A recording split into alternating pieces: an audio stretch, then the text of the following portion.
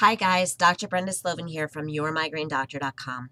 I've titled today's video the Migraine Elimination Diet Chronicles Part 1. Diet change is the first step when treating migraines, and food is a major trigger. So let's look at the elimination diet, foods to eliminate, and why we should eliminate them.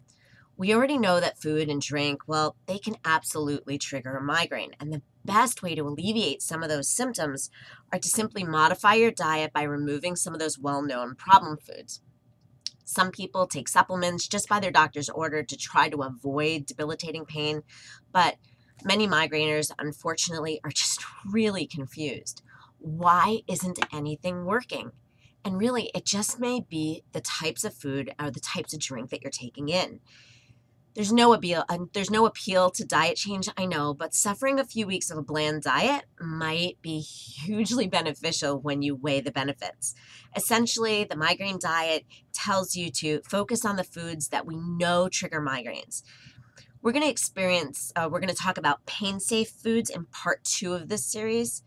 I know it's overwhelming. It's okay. I've put together a list of how you can start this elimination diet with very little interruption in your day. But first, you've got to find your motivation. You have to be ready to make that change.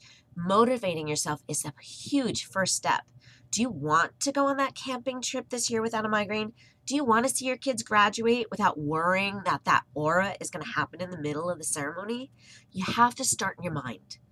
Also, I want you to start visualizing your motivation. Use a corkboard, a whiteboard, a chalkboard, any board, a phone alert, a telegram, I don't care. Put up pictures, affirmations, put up visual reasons why you're doing this, and get support. Talk to a friend, talk to a loved one about why you're doing this. But mostly you want to talk to your doctor. They might want to track some of your lab values throughout this diet. Also, you want to do a little bit of research. Make a list of the foods that you can and are willing to eat. Print out your list of good and bad foods and keep that with you at all times. Prepare yourself for at least 30 days of not eating out. And of course, buy a journal or start one on your computer because you're going to need to track dates and symptoms and foods you've eaten and how you're feeling. Don't worry, I'll review more of this in part 3. But here are the foods that you really want to eliminate. Corn. Corn includes cornmeal, cornstarch, corn syrup, soy, gluten. This is anything with wheat, rye, barley, white flour. We're going to talk more about that part 2 too. Don't worry. Dairy, including milk, butter, yogurt, ice cream. Tyramine and histamine foods. We're going to talk more about that later too. Migraines can take over your life. It's up to you to make the changes necessary to relieve yourself of symptoms. Since migraines are unique to you, it's imperative that you recognize that your treatment is in your hands. You decide how this works.